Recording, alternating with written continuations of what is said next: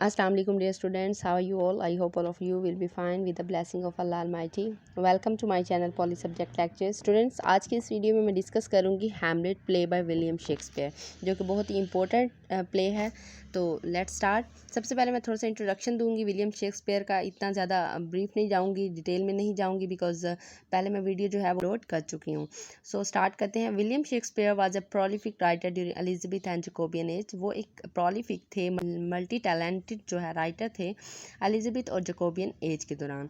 वो 1564 में जो है पैदा हुए थे स्टैटफोर्ड एवन अपॉन में, यूनाइटेड किंगडम में जो कि मौजूद है, और उनकी डेथ हुई थी 1616 में। He was an English play right, poet and actor, हम रिवाइज़र ऑफ प्ले भी कह सकते हैं, और भी जो है उन्होंने बहुत सारे काम किए। वो इंग्लिश प्ले राइट थे, पोइट थे, एक्टर थे, रिवाइज़र ऑफ द प्ले थे। He is regarded as the greatest writer in the English language. English language literature में उनका बहुत बड़ा एक नाम है। उनको जो है इंग्लैंड्स नेशनल पोइट भी कहा जाता है, यानी बार्ड ऑफ एवन। एवन का पोइट, बार्ड कहते हैं पोइट को, ठीक है। तो इस वजह से उनको बार्ड ऑफ एवन कहा जाता है। उसके बाद अगर हम देखें उनकी फैमिली के बारे में, जो उनके फादर थे उनका नाम था जॉन शेक्सपियर, और उनकी जो मदर थी उनका नाम था मैरी ऑर्डन। अब जब इन दोनों की शादी हुई तो उनके 8 बच्चे हुए। इनमें से जो है 3 इनके भाई थे, गिलबर्ट, रिचर्ड और एडमंड। 2 इनकी बहनें, अच्छा जी, 3 इनके भाई थे, गिलबर्ट, रिचर्ड एंड एडमंड, और 2 इनकी बहन थी, ठीक है। तो इस तरीके से ये 8 हुए। विलियम जो है ये एल्डेस्ट चाइल्ड थे। तो उसके बाद जो है अगर हम इनकी मैरिड लाइफ के बारे में बात करें तो विलियम शेक्सपियर जो थे उन्होंने शादी की थी एन हैथवे। 1582 में उनकी शादी हुई, और उनमें से उनके 3 बच्चे हुए। जो सबसे बड़ी बेटी थी उसका नाम था सुजैना, और उसके बाद 2 ट्विन हुए जिनमें हैमलेट और जूडिथ जो है इनके 2 बच्चे थे, ठीक है। जो हैमलेट थे वो 11 ईयर की ओल्ड में उनकी डेथ हो गई, और जूडिथ की भी बाद में डेथ हो गई थी। सिर्फ एक सुजैना रह गई। जब इनकी डेथ हुई तो इन्होंने अपना जो बुल्क ऑफ इनहेरिटेंस था वो इनके नाम कर दिया था, ठीक है। तो उसके बाद इनके वर्क्स, इन्होंने 38 प्लेज लिखे, नैरेटिव पोइम्स लिखी, 154 सोनेट्स लिखी। बाकी मैं जो है इनको डिटेल में जो है वो डिस्कस कर चुकी हूँ। तो अगर आपने मुकम्मल वीडियो आपने देखनी है, इसका इंट्रोडक्शन देखना है, ईच एंड एवरीथिंग देखनी है, एस्पेक्ट को पढ़ना है, तो आप जो है वीडियो को विज़िट कर लीजिए, ठीक है स्टूडेंट। तो उसके बाद हम स्टार्ट करते हैं। सबसे पहले करैक्टर्स को पढ़ेंगे, ठीक है। उसके बाद मैं ओवरऑल फिर एक थीम दे दूँगी आपको कि इस प्ले में एक्चुअली में क्या रोल प्ले किया जा रहा है, मतलब क्या मैसेज है हमारे लिए। और देन जो है स्टोरी को 1 बाय 1 स्टेप बाय स्टेप जो है उनको डिस्कस करेंगे। अब सबसे पहले जो है करैक्टर्स को डिस्कस कर लेते हैं। लेट्स स्टार्ट जी। सबसे पहले हम देख लेते हैं हैमलेट। ये जो प्ले है ये एक ट्रेजिक प्ले है जो कि विलियम शेक्सपियर ने लिखा था 1599 से 1601 के दरमियान, ठीक है। तो यहाँ पे मैंने 1600 जो है मेंशन कर दिया। वैसे 1599 से 1601 तक ये जो पीरियड है, मतलब ईरा जो है वो फॉल कर रहा है, ठीक है। Is a tragedy that explore theme of friendship and madness and revenge. ये एक ट्रेजिडी है जिसमें जो है थीम ऑफ फ्रेंडशिप हमें मिलता है, मैडनेस मिलता है, और रिवेंज मिलता है। अगर फ्रेंडशिप की बात की करें तो होरेशियो, और अगर हम हैमलेट की बात करें, इन दोनों के दरमियान जो है बहुत एक गहरी फ्रेंडशिप थी। मतलब एक दूसरे के राज रखना, जैसे कहते हैं ना कि पर्सनल सीकिंग पर्सन जो होते हैं वो वाले। उसके बाद मैडनेस। अब यहाँ पे ओवरऑल अगर हम प्ले में देखें तो यहाँ पे 2 टाइप की मैडनेस जो है ना वो अप्रोच होती हैं। एक होती है फेन मैडनेस और एक होती है रियल मैडनेस। अब यहाँ पे कुछ जो हमारे क्रिटिक्स हैं वो कहते हैं कि जो हैमलेट है उसकी अडॉप्टेड मैडनेस थी, यानी फेन थी, और कुछ कहते हैं कि वो रियलिटी थी, ठीक है। तो ये जो है ओवरऑल एक मतलब कंट्रोवर्शियल एक टॉपिक बनता है, मतलब ये डिबेट पे बेस करता है। मतलब डिबेट जब हम एक फुल टॉपिक पढ़ लेते हैं, मतलब प्ले पढ़ लेंगे, उसके बाद जो है आप इसी तरह के आ जाएंगे कि मतलब क्या कहें, इसको फेन मैडनेस कहें या रियल मैडनेस कहें। सो ये ओपन डिबेट है एक। उसके बाद अगर हम बात करें हैमलेट की, हैमलेट जो है प्रिंस ऑफ डेनमार्क है, और इसके जो फादर थे उनकी डेथ हो चुकी है। Hamlet's father has died and his mother Gertrude has married his uncle. अब यहाँ पे जो हैमलेट के फादर हैं, जो सीनियर हैमलेट थे, उनकी जो है वो डेथ हो चुकी है, और डेथ इस वजह से हुई क्योंकि उनकी जो वाइफ गर्ट्रूड है और उनके जो भाई थे क्लॉडियस, इन्होंने मिल के मारा है, मतलब उसके कान में जहर डाला, वेनम डाला, जिसकी वजह से उनकी डेथ हो गई। फिर उसके बाद जो है गर्ट्रूड ने विद इन 40 डेज़ जो है ना वो क्लॉडियस से शादी कर ली। तो जब हैमलेट जो है वो वापस आया डेनमार्क में, क्योंकि वो विटनबर्ग यूनिवर्सिटी में था, वहाँ से जब वापस आया तो उसे बहुत ज़्यादा लाइक वो जैसे कहते हैं ना कि एक इंसान का एक जो बिलीफ होता है या एक मतलब एक ट्रस्ट होता है वो टूट जाता है। वो कहता है कि मतलब किस तरह से हो सकता है कि अभी मेरे बाप को मरे 40 दिन नहीं हुए और मेरी माँ ने शादी कर ली, वो भी अपने देवर के साथ, मतलब किस तरह से हो सकता है। एक वो इवन कि ये भी कहता है, वो कहता है कि जैसे एक लाइनस होती है, जब उसका लाइन जो है वो चला जाता है, मतलब डेथ हो जाती है उसकी, तो वो भी 40 डेज़ विदाउट सेक्शुअल कॉन्टैक्ट रह जाती है। तो मेरी माँ जो है वो उसने क्या किया इसके साथ, मतलब इंसेस्चुअस मैरिज कर लिया इतनी जल्दी, देखा ना कुछ भी, मतलब जैसे कोई आओ भाव ताओ में होता है कि मतलब ऐसा कुछ और फ़ौरन से वो कर ले। क्लॉडियस इज़ नाउ किंग, क्योंकि अब हैमलेट जो है वो मर चुका है और क्लॉडियस जो है अब वो किंग बन चुका है। Entering from grief after his father's death and revolted by his mother marrying his uncle within a month of his father's death. तो ये मैं पहले आपको डिस्कस कर चुकी हूँ। द नेक्स्ट जो है करैक्टर्स हैं, सबसे पहले है हैमलेट का करैक्टर, प्रिंस ऑफ डेनमार्क है जी and son of former king Hamlet. उसके बाद जो है मेन इंपॉर्टेंट जो हमारे पास आता है करैक्टर, वो आता है घोस्ट का। घोस्ट जो है थ्रू आउट द प्ले बहुत इंपॉर्टेंट रोल प्ले करती है, जो कि हैमलेट को बताती है कि उसके वालिद को जो है वो किसने मारा, क्यों मारा और कैसे मारा गया। ठीक है, हैमलेट ये डेड फादर मतलब उसकी बेस में आती है। He now appears in the shape of ghost before prince Hamlet. अब जब हैमलेट वहाँ से आता है विटनबर्ग यूनिवर्सिटी से, तो जो संतरी होते हैं, मतलब जो गार्ड्स होते हैं, उनको बताते हैं कि मतलब 3 दिन मुसलसल ऐसा हो रहा है कि एक घोस्ट जो है वो आती है और यहाँ से गुजर जाती है। तो वो ये सारा माजरा जो है डिस्कस करते हैं। होरेशियो जो है वो हैमलेट के साथ डिस्कस करता है। तो फिर जो है ना वो जो घोस्ट होती है वो कहती है कि मुझे जो है ना हैमलेट के साथ बात करनी है। तो वो हैमलेट के साथ बात करती है, उसे सब कुछ बताती है कि किस तरह से उसके जो फादर हैं उनकी डेथ हुई, उसे किस तरह से मारा गया। उसके बाद है गर्ट्रूड, ये हैमलेट की मदर है। Hamlet mother and queen of Denmark, अब क्वीन ऑफ डेनमार्क बन चुकी हैं, पहले भी थी लेकिन अब जो है जो हमारे पास जो किंग थे हैमलेट, उनकी डेथ हो चुकी है और अब इन्होंने शादी कर ली है किसके साथ, क्लॉडियस के साथ, हैमलेट के भाई के साथ। क्लॉडियस जो है हैमलेट अंकल हैं और न्यू किंग हैं डेनमार्क के। उसके बाद है प्लोनियस। प्लोनियस जो है ये क्लॉडियस चीफ काउंसलर मतलब मुशीर ख़ास हैं ये क्लॉडियस के, जो न्यू किंग है उनके। ओफिलिया जो है Polonius obedient daughter and beloved of prince Hamlet, ये प्रिंस हैमलेट की महबूबा हैं जी। उसके बाद होरेशियो हैमलेट फेथफुल फ्रेंड है ये और आर्मी मैन है। लियार्टीज़ जो है प्लोनियस सन है, प्लोनियस जो कि मशीर ख़ास है न्यू किंग का, तो उनका ये बेटा है। उसके बाद ओफिलिया का भाई है। He return from school because of king Hamlet death. अब किंग हैमलेट की जब डेथ होती है तो ये स्कूल से वापस आ जाता है, फिर चला जाता है पेरिस और फिर जो है दोबारा जब इसके फादर की डेथ हो जाती है तब ये वापस आ जाता है। फादर जो है एक्चुअली में वो हैमलेट की वजह से मारे जाते हैं। जब हैमलेट अपनी माँ से बात करने जाता है कमरे में, तो वहाँ पे क्या होता है कि उसे लगता है कि कर्टन के पीछे कोई है और वो ये समझता है कि वो क्लॉडियस है। वो क्या करता है, फ़ौरन से जो है डैगर निकालता है और उसे मार देता है। तो वो जब उसे पता चलता है ये होरेशियो है तो उसे तब बुरा भी फील होता है क्योंकि वो समझ रहा होता है कि क्लॉडियस है। अच्छा जी, उसके बाद है रोज़नक्रांट्ज़ एंड गिल्डेस्टन, हैमलेट यूनिवर्सिटी फ्रेंड है जी। उसके बाद क्लॉडियस इन्हें बुलाता है कि हैमलेट जो है ना जब इसे इंग्लैंड भेजा जा रहा होता है तो क्लॉडियस इसे कहता है कि इन्हें जो है ना तुमने इनके साथ जाना है, ठीक है, रोज़नक्रांट्ज़ और गिल्डेस्टन के साथ, ठीक है। तो ये उनके फ्रेंड्स भी हैं। उसके बाद उसे स्पाई भी कर रहे होते हैं। देन उसके बाद जो है हम ओवरऑल स्टोरी को डिस्कस कर लेते हैं। स्टोरी मैंने आपको जब मेन जो थीम जहाँ पे लिखा हुआ है वो वाला टॉपिक वहाँ पे मैंने डिस्कस कर दिया। अब जो है ना इसे 1 बाय 1 जो है ना स्टार्ट करें। खेल के आगाज़ में ये दिखाया जाता है कि जब मतलब प्ले स्टार्ट हो जाता है तो उसमें ये दिखाया जा रहा होता है कि रात का मंजर है। डेनमार्क के महल पर 2 गार्ड जो है बर्नार्डो और फ्रांसिस्को पहरा दे रहे होते हैं। तकरीबन 12 बजने वाले हैं। ये दोनों जो गार्ड्स होते हैं पिछले 3 दिन से जंगी लिबास में मलबूस एक भूत को रात के पिछले पैर मतलब महल की दीवार के करीब से गुजरते हुए देखते हैं। डेली ऐसा हो रहा है, 3 दिन लगातार ऐसा हो रहा है कि वो बार बार उस भूत को जो है देख रहे हैं। ये भूत मुर्दा बादशाह जो है हैमलेट के लिबास में शक्ल शुबात में नज़र आता है, मतलब बिल्कुल वैसे उसी शक्ल में होता है ये वो दोनों जो है इस भूत के ज़ाहिर होने पर बहुत ज़्यादा परेशान होते और खौफज़दा भी होते हैं। बादशाह हैमलेट की अचानक मौत के बाद शहज़ादा हैमलेट, जो कि मुल्क से बाहर अपनी पढ़ाई के सिलसिले में गया हुआ था, वो बाप की मौत का गम करने वापस जो है डेनमार्क आ जाता है। ठीक है, शहज़ादा अपने बाप का जो है अचानक मौत जो होती है, या जो उसकी माँ जो है इंसेस्चुअस मैरिज कर लेती है बहुत जल्दी, यानी गैर कानूनी शादी पर बहुत ज़्यादा परेशान होता है और तकलीफ़ में है। शहज़ादे हैमलेट का चचा क्लॉडियस जो है इस वक्त बादशाह हैमलेट की वफ़ात के बाद मुल्क का इक़्तिदार संभाले हुए हैं।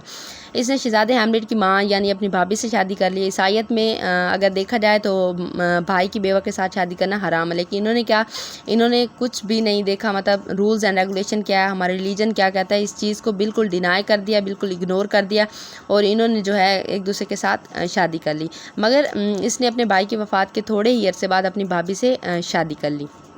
दोनों जो है दोनों की इन हालात में शादी पर शहज़ादे हैमलेट को गुस्सा भी है और शक भी। शायद इसके जो बाप बादशाह हैमलेट था उसकी मौत में भी इनका किरदार ज़रूर है और ये होता भी है।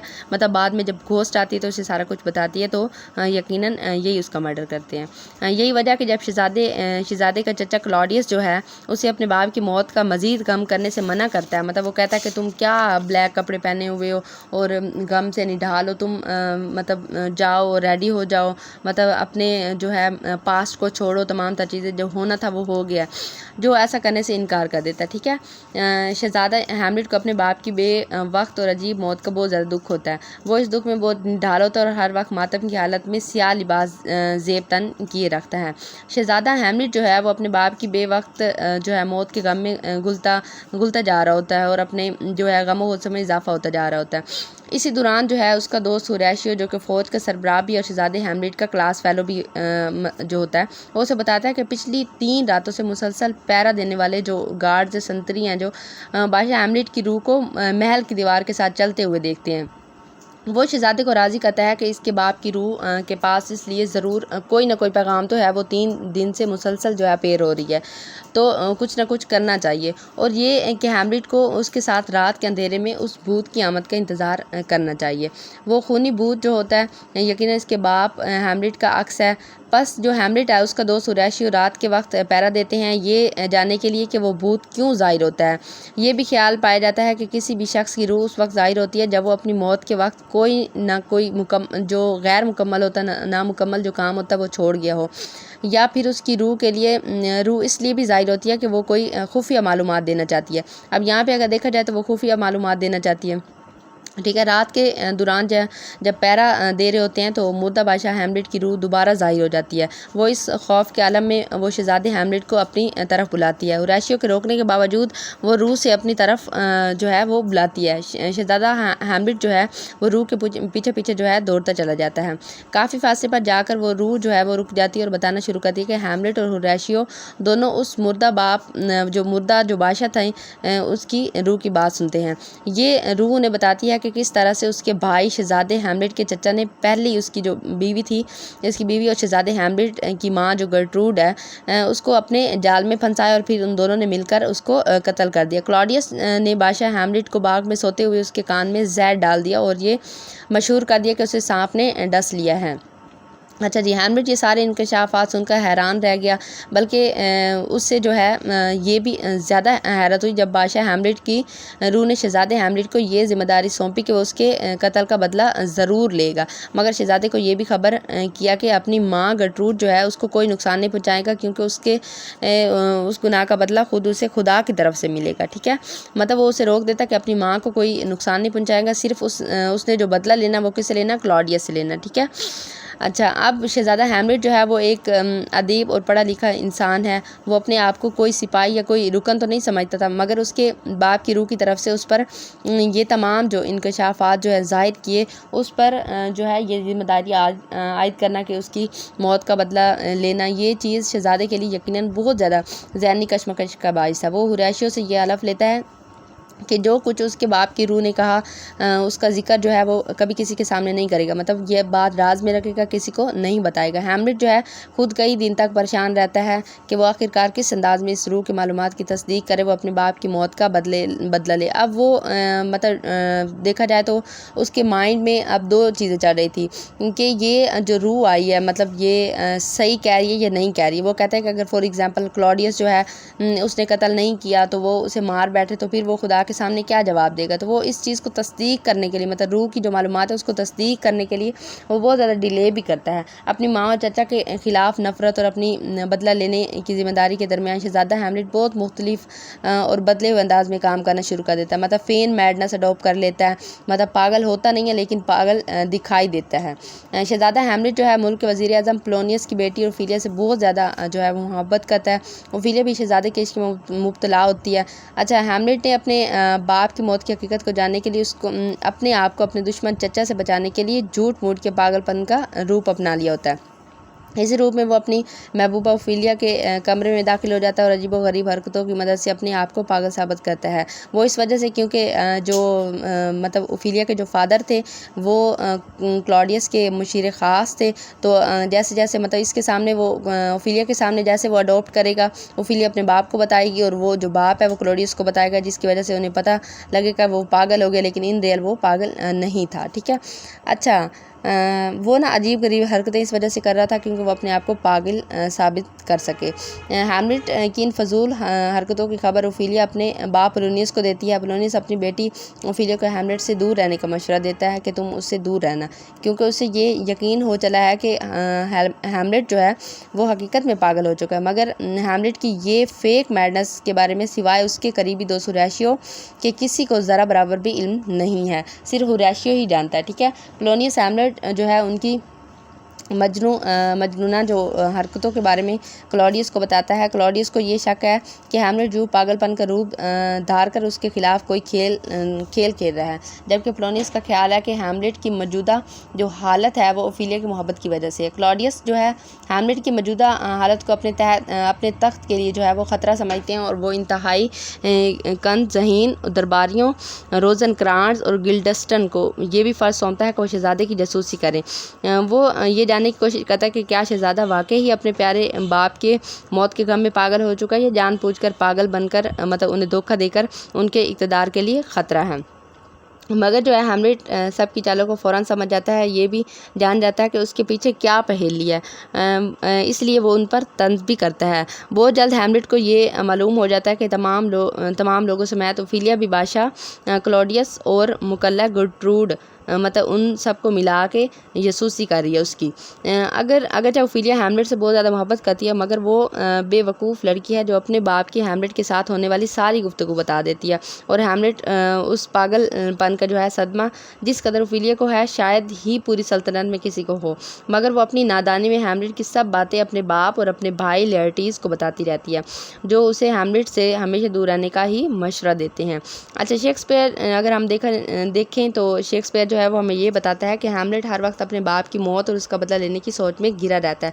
मतलब इंटरनल कन्फ्लिक्ट होता है और आउटर कन्फ्लिक्ट होता है। यही वजह है कि बहुत ज़्यादा शक्की हो चुका है और अपने बाप की रूह के लिए किए गए जो इंकशाफ हैं उन पर भी मतलब शक में रहता है कि कहीं वो कोई ऐसी रूह तो नहीं है जो उन्हें अनजाने में कुछ लोगों को कत्ल करवाना चाहती है।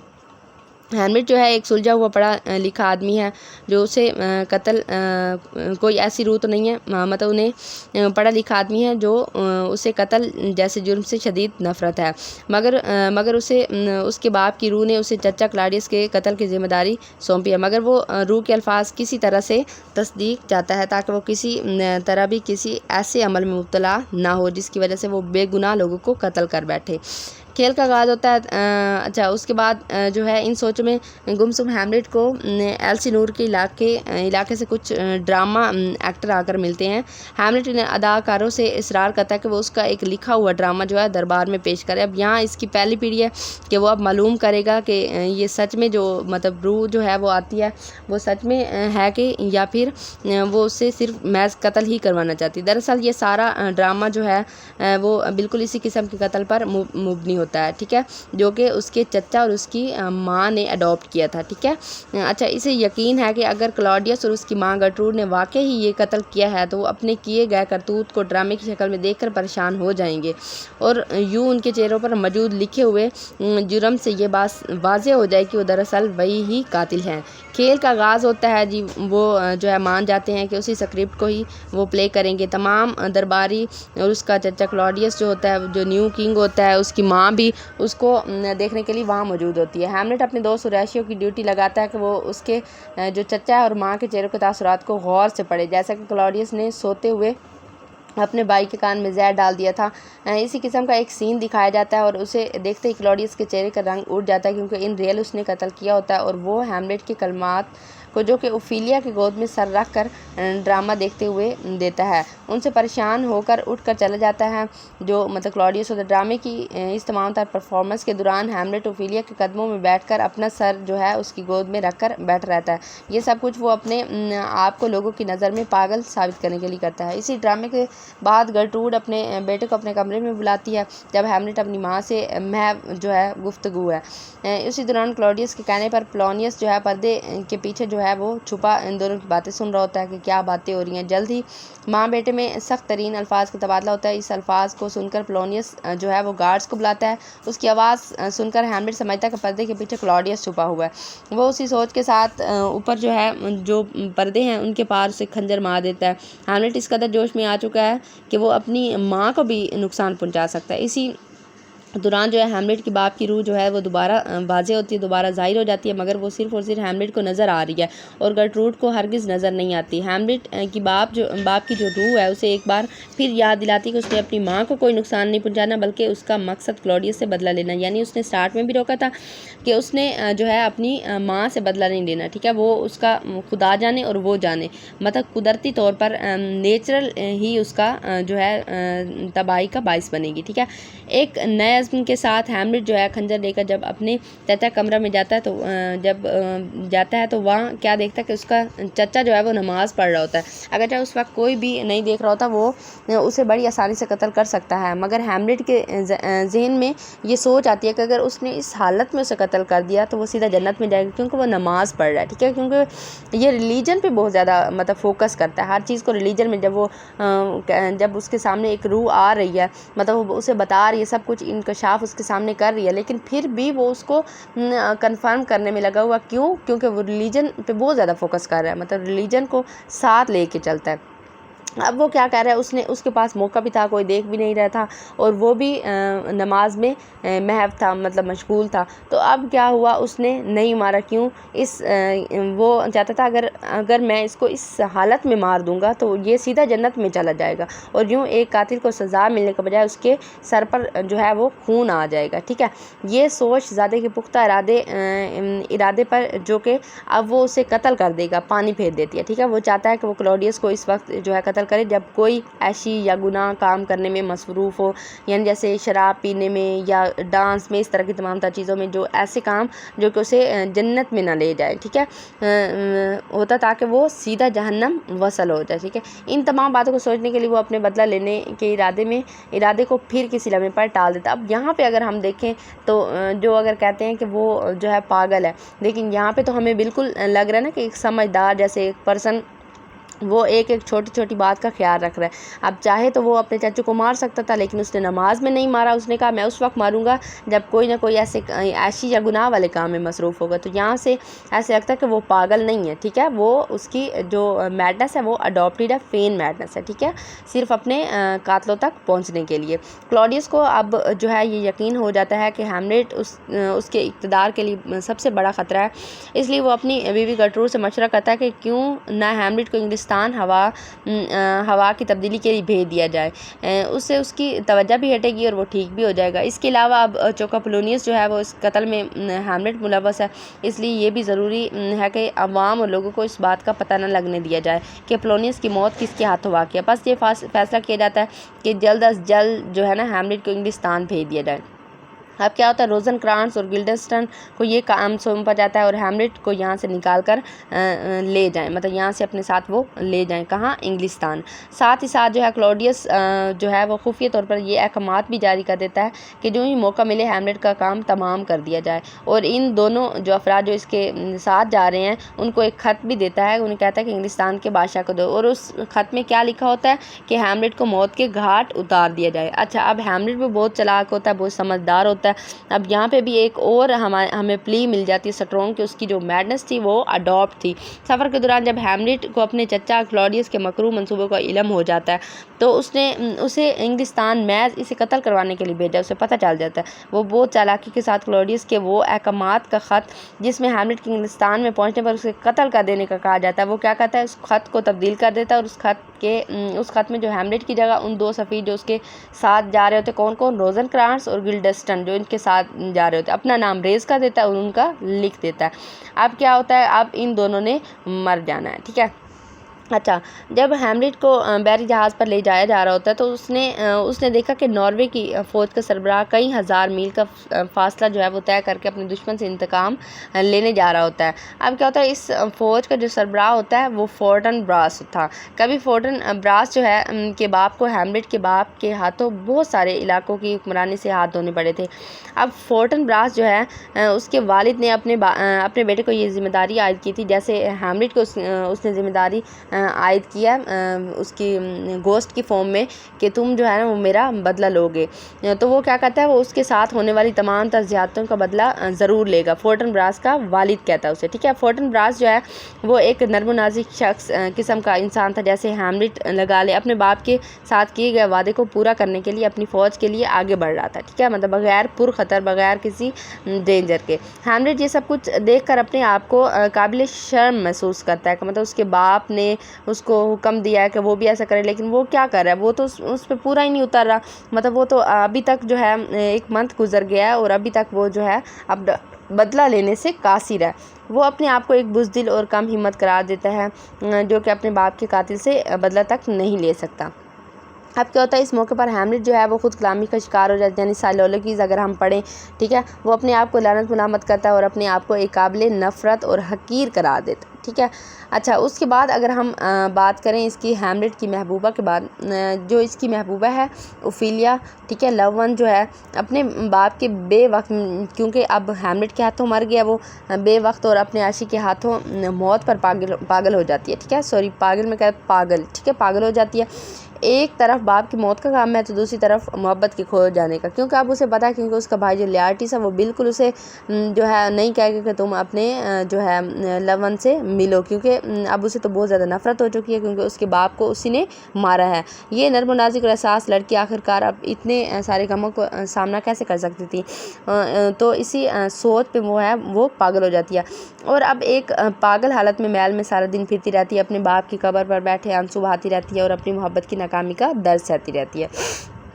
इसी दौरान जब हैमलेट जो है इंग्लिस्तान जा रहा होता है, ठीक है, ओफिलिया के भाई जो लेटीज़ को अपने बाप लोनिस की मौत की खबर मिलती है और डेनमार्क पहुंच जाता है और अपने जो बाप होता है बाप की हैमलेट के हाथों मौत का बदला लेने की नीयत से वहां पहुंचा है। लेटीज़ जो है बदतरीन गुस्से में होता है, हर सूरत हैमलेट से अपने बेगुनाह बाप की मौत का बदला लेना चाहता है, मगर हैमलेट तो पहले से ही इंग्लिस्तान के रास्ते पर रखते सफ़र होता है, क्योंकि वो जा रहा होता है, उसके चचू ने किसी न किसी तरीके से भेजा हुआ होता है, लेकिन वो क्या होता है, वो वापस आ जाता है वहाँ से। ओफिलिया किस्मत की मारी बाप की मौत और महबूब की बेवफाई का दुख लिए पागलपन की दहलीज पर पहुंच जाती है। ठीक है, एक दिन वो दरख्त की शाख पर बैठी होती है और शाख जो है वो टूट जाती है, जिससे ओफिलिया नीचे बहने वाली नदी में जा गिरती है और डूबकर मर जाती है। ठीक है, ये यहाँ पर एक्ट ख़त्म हो जाता है। उसके बाद जो है क्लॉडियस को जब ये मालूम होता है कि बजाय हैमलेट के उन 2 सफ़ीरों को कत्ल कर दिया गया, मतलब जो उसके साथ सफ़ीर थे जिनको इंग्लैंड लेके जा रहे थे हैमलेट को, एक था रोज़नक्रांट्स और दूसरा था गिल्डस्टन। अब उनको पता चल गया कि अब हैमलेट के बजाय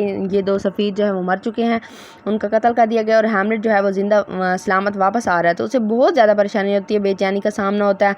उधर से लियार्टिस भी अपने बाप और अपनी मासूम जो बहन की मौत की जिम्मेदार हैमलेट से बदला लेने के लिए डेनमार्क पहुंच चुका है। अपने पहले मंसूबे की नाकामी के बाद क्लॉडियस जो है हैमलेट के कत्ल का एक और मंसूबा बनाता है, मगर वो इस बार लियार्टिस के गुस्से को अपनी मकासद के इस्तेमाल करता है। वो ये मंसूबा बनाता है कि हैमलेट जो है वो लियार्टिस के दरमियान तलवार जनी का मुकाबला कराया जाएगा। कौन करवाता है, ये क्लॉडियस करवाता है कि जो है पहले वो नाकाम हो गया, लेकिन अब वो हैमलेट को मरवाने में कामयाब ज़रूर हो जाएगा, लेकिन इस बार भी नहीं होता। ठीक है, तो आगे देखें। और लेआर्टीज़ की तलवार पर उसे जो है बताए बगैर जहर लगा दिया जाता है, ताकि वो जब तलवार जनी के दौरान हैमलेट को ज़ख़म लगे तो वो जहर की वजह से मर जाए, ठीक है। लेकिन अगर उसका ये मंसूबा भी किसी वजह से जो है नाकाम हो गया, तो उस सूरत में वो एक सोच लेता, वो कहता अगर जो तलवार पर उसने जहर लगाई, अगर ये भी मंसूबा कामयाब नहीं होता तो वो क्या करेगा, जब मतलब हैमलेट जीत जाएगा तो वो एक ड्रिंक उसे पिलाएगा और ड्रिंक में जहर होगा, तो उस वजह से तो मर ही जाएगा। लेकिन हैमलेट जब डेनमार्क वापस आता है तो वो होरेशियो कब्रिस्तान में खड़े एक दूसरे से हैमलेट के मतलब पुरखतर सफ़र के मुतालिक बातें कर रहे होते। एक फासले पर उन्हें जो है एक जनाजा आता हुआ दिखाई देता है, और ये जनाजा किसका होता है, ओफिलिया का। दोनों जनाजे के आने पर छुप जाते हैं। ये किसी और का नहीं बल्कि हैमलेट की महबूबा और सबसे प्यारी शख्सियत ओफिलिया का जनाजा है। इस जनाजे के आगे जो है ऊंचे अंदाज में लेआर्टीज़ जो अपनी प्यारी और खूबसूरत बहन की मौत का मातम जो है करता दिखाई दे रहा होता है। ये झूठ मूठ का नामो निहार रोना धोना देखकर हैमलेट जो है वो बर्दाश्त नहीं कर पाता और बाहर निकल आता है। हैमलेट और लेआर्टीज़ दोनों एक दूसरे से गत्थम-गत्थ हो जाते हैं। दोनों को वहाँ मौजूद सिपाही जो है छुड़वाते हैं, मतलब वो लड़ने लग जाते हैं। हैमलेट अपनी महबूबा ओफिलिया की मौत का इतना बेइंतहा गम है कि वो ओफिलिया की कब्र में उसके साथ लेट जाता है और कहता है कि मुझे भी इसके साथ दफन कर दो। हैमलेट अगरचे इससे पहले झूठ मूठ के पागलपन का ड्रामा कर रहा था, मगर ओफिलिया की मौत को देखकर उसे बर्दाश्त नहीं होता, और वो वाकई पागलाना तौर पर अंदाज में ऐसे अल्फाज कहता है और सब हैरान रह जाते हैं। वो कहता है कि मुझे ओफिलिया से इतनी ज़्यादा मोहब्बत है कि शायद 40,000 भाई भी उससे इतनी मोहब्बत नहीं कर सकते, ठीक है। I love Ophelia 40,000 brothers. बड़ी मुश्किल से उसे ओफिलिया कब्र से बाहर निकाला जाता है। क्लॉडियस अपने मंसूबे पर अमल करने के लिए लेआर्टीज़ और हैमलेट के दरमियान जो है एक तलवार जनी का मुकाबले का ऐलान कर देता है। अपने खिलाफ किसी भी शक को ख़त्म करने के लिए क्लॉडियस जो है इस तलवार जनी के मुकाबले पर शर्त लगा लेता है कि हैमलेट जो कि एक माहिर तलवार जन है, वो ये मुकाबला जीत जाएगा। और फिर अपने मंसूबे के मुताबिक वो लेआर्टीज़ की तलवार पर जहर लगा देता है और इस कप में भी जहर डाल देता है, जो कि हैमलेट के जीत जाने की सूरत में उसकी माँ जो है वो पिलाएगी। मगर मामलात क्लॉडियस की सोच के बिल्कुल बरक्स हो जाते हैं। लेआर्टीज़ की तलवार से हैमलेट जो है उसको ज़ख़म लगते हैं, मगर उसके जवाब में हैमलेट लेआर्टीज़ को भी बहुत ज़्यादा ज़ख़म लगा देता है। मतलब दोनों ज़ख्मी हो जाते हैं। अपने बेटे की तलवार जनी में कामयाबी की खुशी में जो गर्ट्रूड होती है वो ड्रिंक पीती है, ठीक है। और जैसे ही वो ड्रिंक पीती है तो वो फ़ौरन गिर जाती है नीचे और चीखती है कि इसे मत पीना क्योंकि इसमें जहर है, ठीक है। कहती है आई एम पॉइजन, ठीक है, इस तरह से कहती है वो। हैमलेट उस दौरान मरते हुए लेआर्टीज़ जो है इस सारी साजिश के बारे में दरियाफ्त कर लेता है। इस तरह में मौत की तरफ बढ़ते हुए लेआर्टीज़ सारे के सारे क्लॉडियस के मंसूबे को बेनकाब कर देता है और ये भी बता देता है कि इस सारे मंसूबे में क्लॉडियस का हाथ था, जिसने उसकी तलवार पर जहर लगा दी थी और ड्रिंक में भी जहर मिला दिया। तो ये थी स्टोरी स्टूडेंट्स। अगर आपको अभी भी कोई ऐसा पॉइंट है आपको लगता है कि क्लियर नहीं है तो आप मुझे कमेंट कर सकते हैं, मैं आपको क्लियर कर दूंगी, ठीक है स्टूडेंट्स। तो ये थी आज की वीडियो। अगर आपको पसंद आई तो लाइक कीजिएगा, कमेंट कीजिएगा, मेरे चैनल को सब्सक्राइब ज़रूर कीजिएगा। Thank you. अल्लाह हाफिज़।